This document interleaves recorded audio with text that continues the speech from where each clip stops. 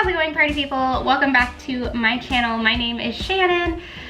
I have a little bit of a confession to make. So about a month or so ago, I was on the search for a new show that I could binge watch while it was still cold outside and we were working on our move. And I have to admit that I have become a large fan of the CW's Flash.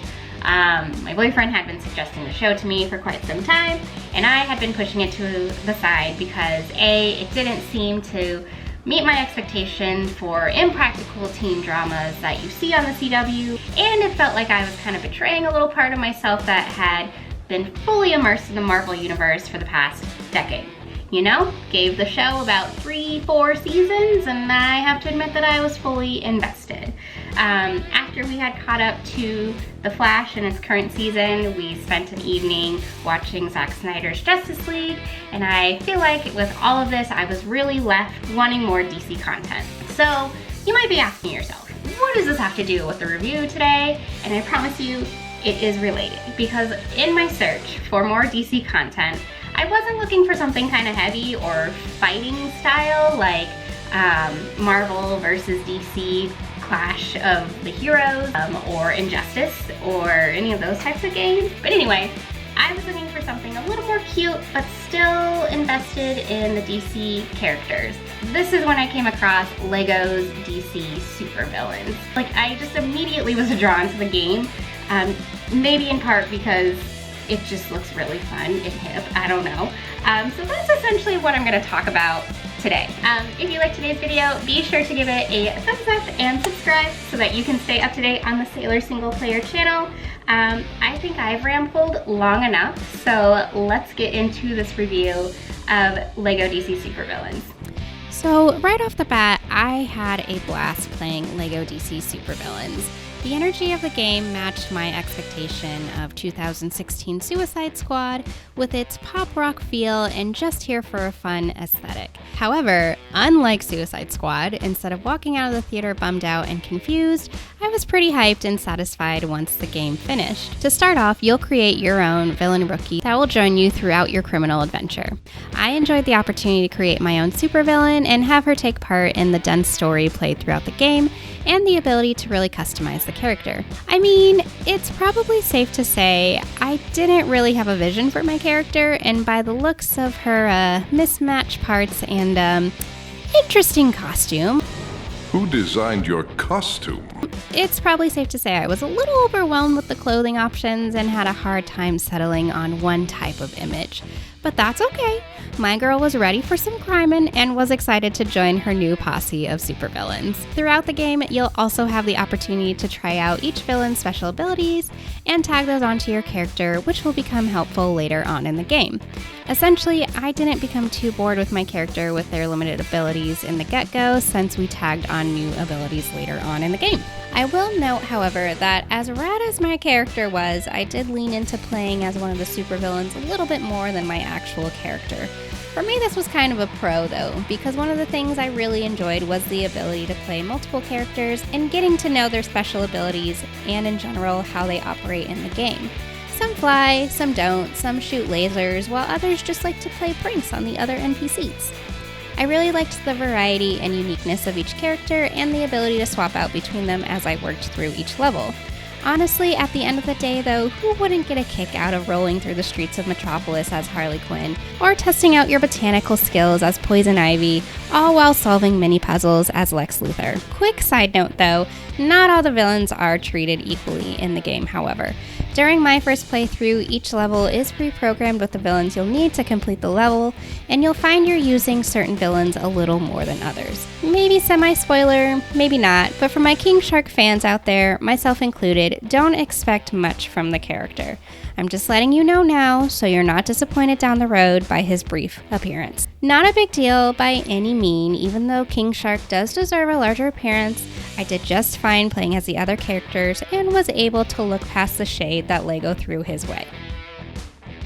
Anyway, from my perspective, LEGO DC Super-Villains felt very well put together from my standpoint.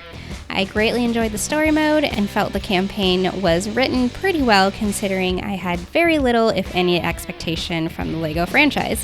My experience from the Legoverse is pretty limited to the Lego movies, and it felt like Super-Villain kind of tuned into some of those subtle pieces of comedy that a majority of the audiences really enjoy. Need to see some ID. What? That guy looks taller. It's friendly enough that kids will enjoy the energy and vibe of the game, and adults will pick up those subtle jokes sprinkled throughout the game that it's pretty accessible for most folks. Maybe it's just me, but I seem to generally lean towards comedy that's just a little more subtle or witty than aggressive and forced. Moving on to more gameplay, I found DC Super-Villains had a really nice pace and balance between cutscenes, fighting sequences, puzzles, and open world exploration.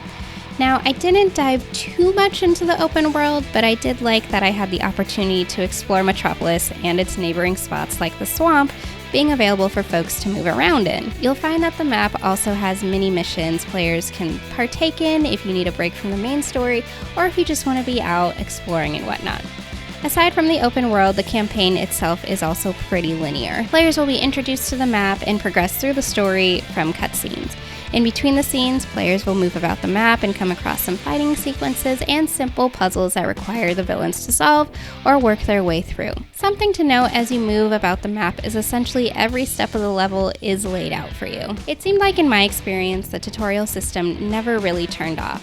And if I found myself struggling or thinking for any amount of time, the little helper dude would come up to show me what I should be doing to move forward, or markers will come up telling me exactly what my characters needed to do next, or actions that should be performed to continue the campaign. I don't think this bothered me too much for my playthrough.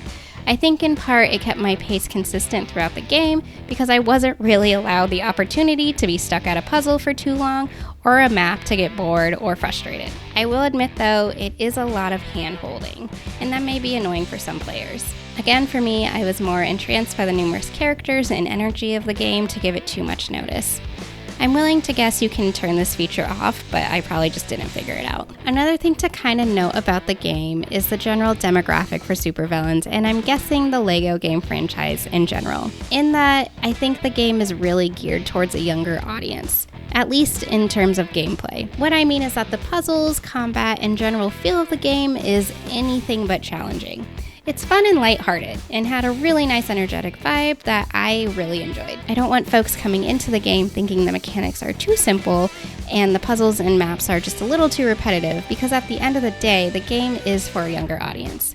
There's still joy to be had from the game, and it's a nice reminder that not every game we consume needs to require the player to grind at their teeth to get through it. So for most of LEGO DC Super-Villains, I greatly enjoyed the game and found that there was a lot of good things to say about the game, and I would suggest it for most folks. There are, however, a few things that I did notice that I wish could have been done a little bit better or were a little bit of a negative experience. The biggest negative thing that comes to mind was the multiplayer function. On one note, I liked that players could drop in at any moment throughout the game and players could swap back and forth between the characters they wanted to play. The biggest issue I did have, however, was the split screen. As soon as I entered multiplayer, the quality of the game went down. The frame rate severely suffered, the camera for each player often went off on its own wild adventure, and oftentimes the layout of the screen at times made it close to impossible to see what was actually going on or where the characters were going. It's kind of sad because I can see Super-Villains being a really fun game for multiple folks to play at a single time, but I really wouldn't suggest it given the impact it has on the screen and your ability to move about the world. Maybe instead switch between players in between levels and keep the game to single player? That's probably the biggest issue I had with LEGO DC Super-Villains. If you steer clear of multiplayer, then you'll probably be good to go. I don't know, it's kind of hard to put words to the game because at the end of the day, I just had a really fun time with it.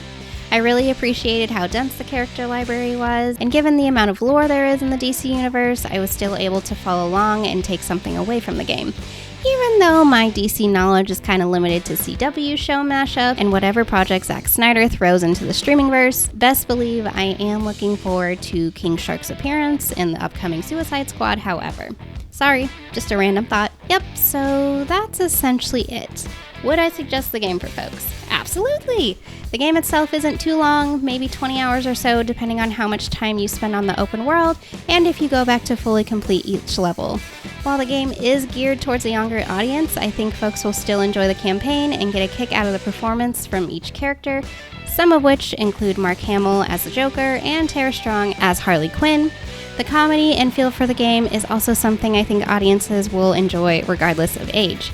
I don't know, I mean, at this point, it's just a good time and you'll kind of have to decide for yourself. And it's a Lego game, so I wouldn't go into the game expecting anything too weighted. Thank you so much for tuning into my video today on Lego DC Super-Villains. What did you think of the game? Leave your thoughts in the comment box below. Aside from all that, I need to head back into Metropolis to clean up all the tags and mini quests I left behind and uncover the numerous villains I missed during my first playthrough.